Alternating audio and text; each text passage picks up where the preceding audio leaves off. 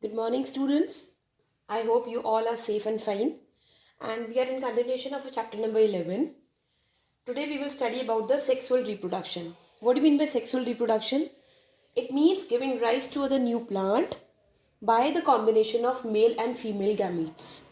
Gametes means the parts. Okay, so male and female parts, when they combine with each other, they give rise to the new plant. Here, before proceeding with this, we will first understand what are the male part and what are the female part of a plant.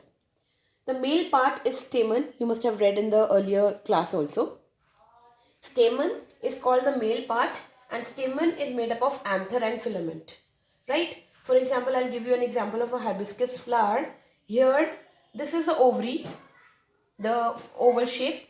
From here, in the center, the longest tube which rises up is the style, and on top of the style there is some sticky part here, and that is called stigma. Right? These three, they make up the female part. This is called pistil. The female part is a pistil, which is made up of stigma, style and ovary. And inside the ovary there are thin ovules, the eggs, which are the ovules. And what are the female part? Then from the ovary only there are some small tubes like structures which are coming out, not the longest one. These are the smaller than this style, and these are called anther. Sorry, these are called style. Okay, and then what happens on this? This is not called style. These are called filaments. Right? Then the filaments are there, and on top of the filament there is anther. This part is called anther. On this anther there are yellow powder like structures which are called pollen grains. Right? So these anther and the filaments, they combine together to form stamen. They are collectively known as stamen. Stamen is the male part of the plant.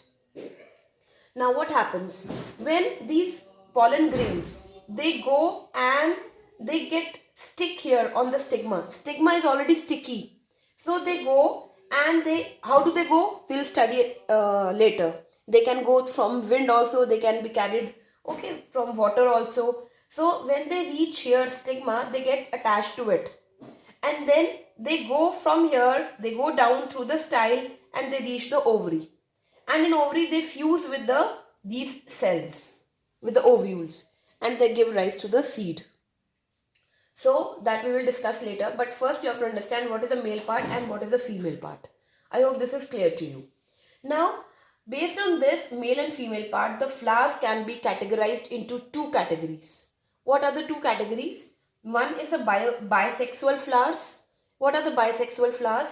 The flowers where both stamen and pistil, that means both male and the female part of the plant, they are present in the same plant. They are present in the same flower, or they are present in the same plant. For example, hibiscus, wild rose, etc. Okay, bisexual means both the parts are present in the same, and they are called the complete flowers.